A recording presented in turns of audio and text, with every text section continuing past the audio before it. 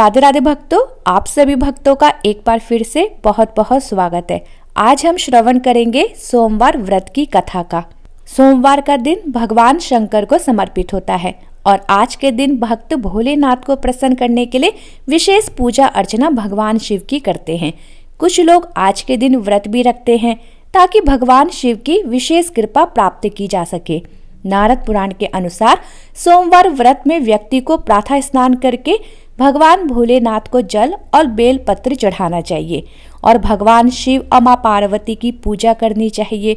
शिव पूजन के बाद सोमवार व्रत की कथा अवश्य सुननी चाहिए।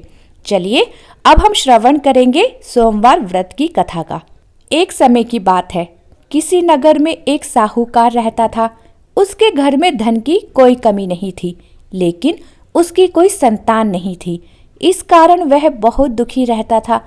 पुत्र प्राप्ति के लिए वह प्रत्येक सोमवार व्रत रखता था और पूरी श्रद्धा के साथ भगवान शिव के मंदिर जाकर भगवान शिव और पार्वती माता की पूजा किया करता था। उसकी भक्ति देखकर एक दिन मां पार्वती प्रसन्न हो गई और भगवान शिव से उस साहूकार की मनोकामना पूर्ण करने का आग्रह करने लगी। माता पार्वती जी की इच्छा सुनकर भगवान शिव ने कहा कि हे पार्वती, इस संसार में हर प्राणी को उसके कर्मों का फल मिलता है और जिसके भाग्य में जो हो उसे भोगना ही पड़ता है। लेकिन पार्वती जी ने साहूकार की भक्ति का मान रखने के लिए और उसकी मनोकामना पूर्ण करने की इच्छा भगवान शिव के सामने जताई। माता पार्वती के आग्रह पर भगवान शिव ने साहूकार को पुत्र प्राप्ति का वरदान तो दे दिया, लेकिन साथ ही यह भी कहा कि उसके बालक की आयु केवल 12 वर्ष की होगी। माता पार्वती और भगवान शिव की बातचीत को साहूकार सुन रहा था। उसे ना तो इस बात की खुशी थी और ना ही दुख। वह पहले की ही भांति भगवान शिव की पूजा करता रहा। कुछ समय के बाद साहूकार के घर एक पुत्र का जन्म हुआ। जब वह बालक 11 वर्ष का हुआ तो उसे पढ़ने के लिए काशी भेज दिया गया। साहूकार ने पुत्र के मामा को बुलाकर उसे बहुत सारा धन दिया और कहा कि तुम इस बालक को काशी विद्या प्राप्ति के लिए ले जाओ और मार्ग में यज्ञ कराना। जहाँ भी यज्ञ कराओ वहाँ ब्राह्मणों को भोजन कराते और दक्षिणा देते हुए जाना।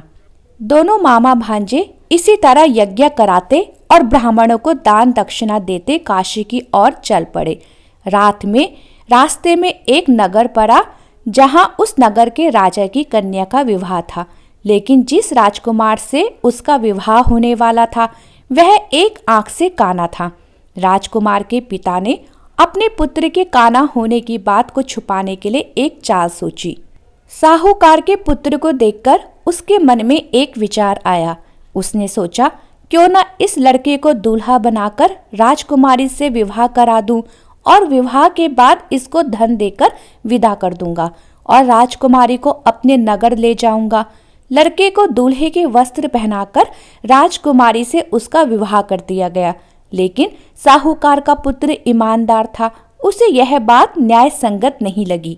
उसने अवसर पाकर राजकुमारी की चुन्नी के पल्ले पर लिखा कि तुम्हारा विवाह तो मेरे साथ हुआ है, लेकिन जिस राजकुमार के साथ तुम्हें भेजा जाएगा वह एक आंख से काना है। मैं तो काशी पढ़ने जा रहा हूँ। जब राजकुमारी ने चुन्नी पर लिखी बातें पढ़ी तो उसने अपने माता पिता को यह बात बताई। राजा ने अपनी पुत्री को विदा नहीं किया, जिससे बारात वापस चली गई। दूसरी ओर साहूकार का लड़का और उसका मामा काशी पहुंचे। वहां जाकर उन्होंने यज्ञ किया।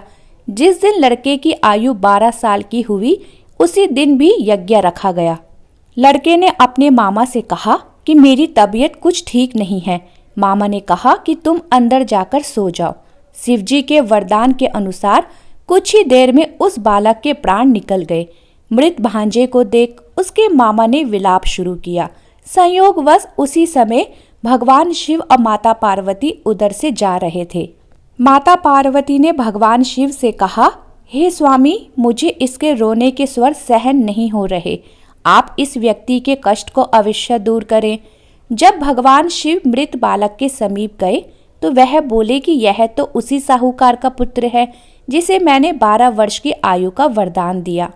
अब इसकी आयु पूरी हो चुकी है, लेकिन मातृ भाव से विभोर माता पार्वती ने कहा कि हे महादेव, आप इस बालक को और आयु देने की कृपा करें, अन्यथा इसके वियोग में इसके माता पिता भी तड़प तड़प कर मर जाएंगे। माता पार्वती के आग्रह पर भगवान शिव ने उस लड़के को जीवित होने का वरदान दिया। भगवान शिव की कृपा से वह लड़का जीवित हो गया। शिक्षा समाप्त करके लड़का अपने मामा के साथ अपने नगर की ओर चल दिया। दोनों चलते हुए उसी नगर में पहुंचे जहां उसका विवाह हुआ था। उस नगर में भी उन्होंने यज्ञ का आयोजन किया। उस लड़के के ससुर ने उसे पहचान लिया और महल में ले जाकर उसकी खातिरदारी की और अपनी पुत्री को बहुत सा धन देकर उसके साथ विदा किया। इधर साहूकार और उसकी पत्नी भूखे प्यासे रहकर बेटे की प्रतीक्षा कर रहे थे। उन्होंने प्रण कर रखा था कि यदि उन्हें अपने बेटे की मृत्यु का समाचार मिला तो वह भी प्राण त्याग देंगे, परंतु अपने बेटे के जीवित होने का समाचार पाकर वह बेहद प्रसन्न हुए। उसी रात भगवान शिव ने व्यापारी के स्वप्न में आकर कहा, हे श्रेष्ठी, मैंने तेरे सोमवार के व्रत करने और व्रत कथा सुनने से प्रसन्न होकर तेरे पुत्र को लंबी आयु प्रदान की है। इसी प्रकार जो कोई भी सोमवार का व्रत करता है या कथा सुनता है और पढ़ता है, उसके सभी दुख दूर होते हैं और उनकी समस्त मनोकामनाएं भगवान शिव पूर्ण करते हैं। बोलो भगवान भोलेनाथ की जय। सोमवार व्रत कथा समाप्त। भक्तों, अगर वीडियो पसंद आई हो तो चैनल को लाइक, शेयर और सब्सक्राइब करना ना भूलें।